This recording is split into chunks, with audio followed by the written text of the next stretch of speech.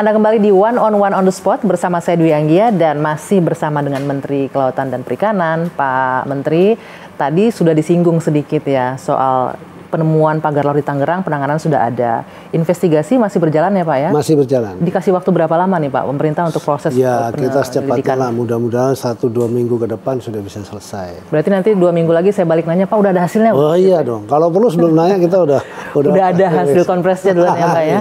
Nah tadi Bapak juga sudah nyinggung nih, di Tangerang sudah pasti ilegal, tidak ada izin ke pusat dan DKP juga sudah laporan bahwa tidak ada izin di sana. Kemudian ada temuan yang terbaru di Bekasi dan juga di sekitar Pulau C, kawasan reklamasi Jakarta. Masing-masing apa tuh Pak penjelasannya? Yang Bekasi dulu. Bekasi sekarang karena baru hari Senin saya dapat informasi, lalu kemudian hari Selasa, hari Senin sore saya minta Dirjen untuk melakukan pengecekan dan Dirjen sudah melaporkan bahwa hasil pengecekan sementara adalah mereka akan melakukan, karena ada dua nih, sebelahnya itu PLN, nah sebelahnya yang swasta ini. Yang PLN tuh punya izin dari hasil dari data searching di database kita. PLN tuh selalu punya izin KKPR. Jadi beliau kalau PLN kalau mau bekerja di laut selalu minta. Pokoknya setiap yang akan melakukan pengelolaan ruang laut harus ada izin ya Pak ya? Nah, dari DKP. Lalu kemudian saya minta, perintahkan kepada PLN untuk memasang izinnya itu. Sudah sama seperti kayak izin bangunan gitu kan. Oh kalau di darat itu IMB gitu ya, Pak ya? Gitu. Kemarin dilakukan, saya mendengar sepertinya case-nya sama. Mirip-mirip ya. Jadi dengan artinya di Tangerang. Jadi artinya, tapi ini kan institusinya kan perusahaan ya. Sudah terdeteksi ya Pak ya? Belum. Saya dapat indikasi bahwa di sana mirip, jadi artinya dilakukan penyegelan juga. Mirip dalam artian dia membangun pagar laut ilegal. juga. Ilegal juga. Dari sama ini bahannya juga dari bambu atau segala macam. Bahannya mirip juga dengan menggunakan bambu yang terstruktur tertata dengan rapi. Tapi ini saya mau konfirmasi Pak, karena kita juga melakukan riset sendiri Pak. Katanya itu kerjasama Pemprov dengan pihak yang akan melakukan pemagaran itu, benar nggak Pak?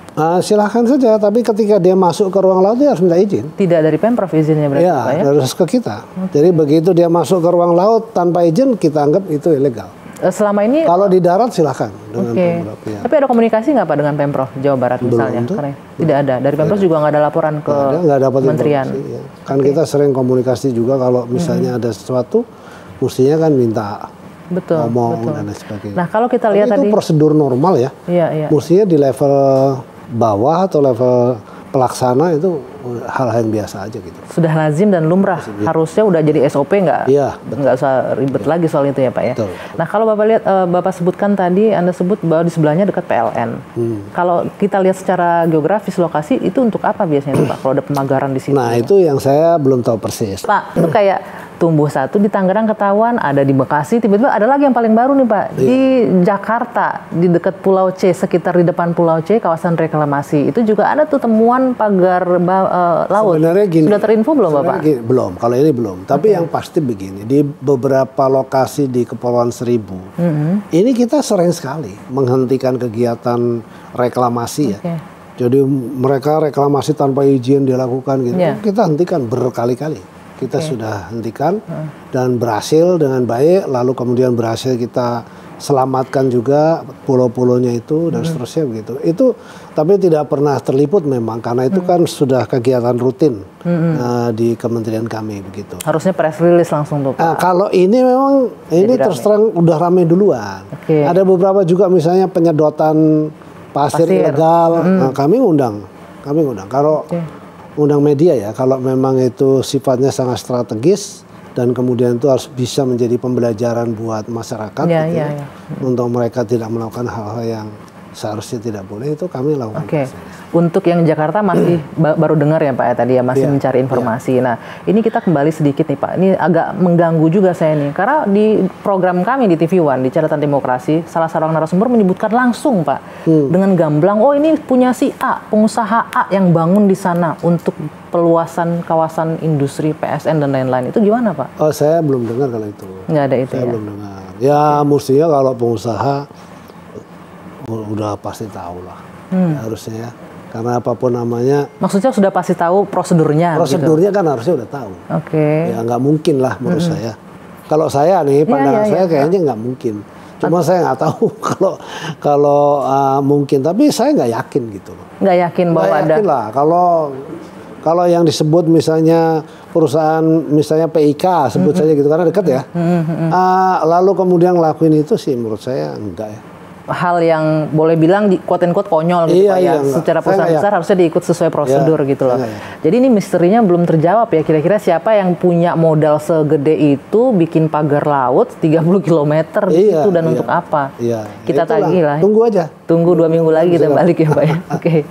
Oke. Nah, kita juga bahas tadi Bapak sudah singgung sedikit tadi soal pengerukan pasir secara ilegal. Nah, kita tahu ini di akhir pemerintahan Presiden Jokowi sempat menghidupkan kembali ya Pak ya untuk ekspor pasir laut. Selama kita tahu 20 tahun nih. 22 tahun sempat hibernasi ya Pak, berhenti itu tidak diperbolehkan. Tapi di ujung-ujung menghidupkan lagi. Saya tanya dulu.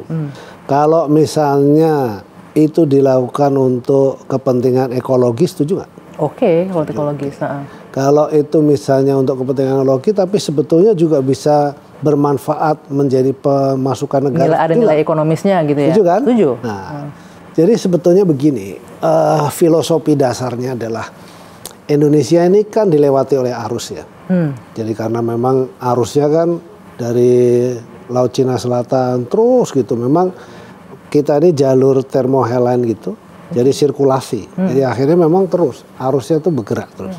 Dan arus itu selalu membawa material, berbagai macam jenis material. Ada material yang berharga, mineral, ada juga material-material sedimentasi seperti pasir dan seterusnya. Nah, itu yang nanti kemudian dia menyebabkan penumpukan secara alami yang membuat yang namanya pulau tumbuh gitu loh. Itu bisa mengganggu itu ya? Mengganggu pelayaran, mengganggu ekologi. Apalagi yang lebih seru kalau misalnya zona itu tadinya zona konservasi.